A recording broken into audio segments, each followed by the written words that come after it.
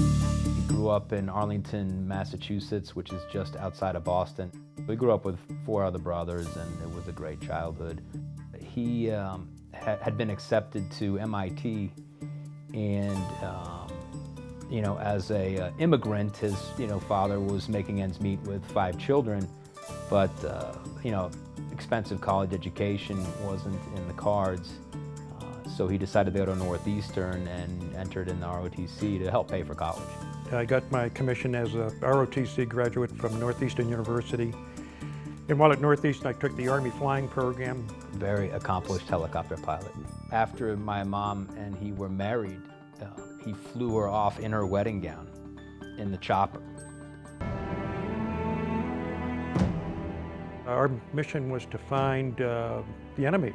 So the way you find it in those days was with a little airplane with a pilot in front and an observer in the back. You'd go out and find targets, so each pilot had an assigned area. So his job was to use his eyeballs to find everything on the ground that shouldn't be there. And then if it shouldn't be there, then destroy it. And the way you destroy it is you talk to the guys on the ground, the Marines, and you maneuver them to the target, and sometimes they'll attack it with artillery, mortar, or infantry charges. You're within rifle shot of any small arms except for pistols, but rifles, and as a matter of fact, their rifles were modified. They had a silhouette of our airplane off to one side of the front bead so they could use that as their lead angle. So that we were pretty predictable. If they could see us, they could shoot us. We lost 21 of our pilots over that period of time, and 4 backseat observers, and we still have 2 crews up in North Vietnam that we have not recovered.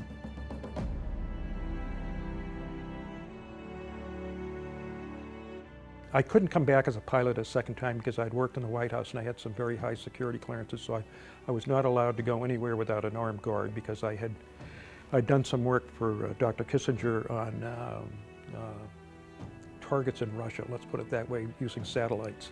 So when I got to Saigon, they said, you probably should go home. I said, fine. But they said, now that you're here, you're in charge of rebuilding South Vietnam because you're an engineer. And so I was an advisor to the government on rebuilding airfields and roads and bridges and things like that. Maybe 2 or 3 o'clock in the afternoon, they bring them out of the jungle and they stand them up, and you have to go through the Red Cross, Geneva Accords to convention procedures to take them. And so they're standing in front of you and they're not seeing you at all. They've got that stare. I'm convinced they're looking right through us all the time.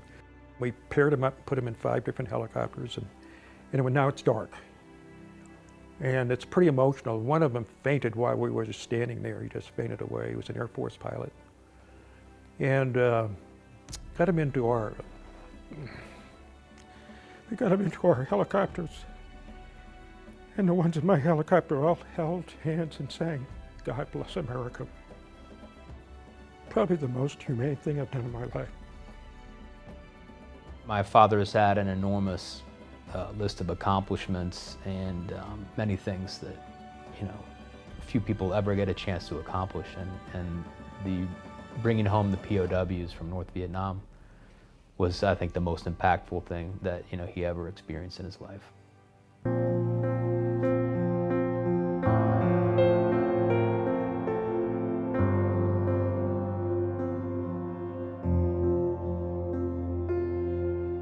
My dad is the best role model that anybody could ever ask for. I admire him extensively, and I really respect him as a human, as an individual, and as a father.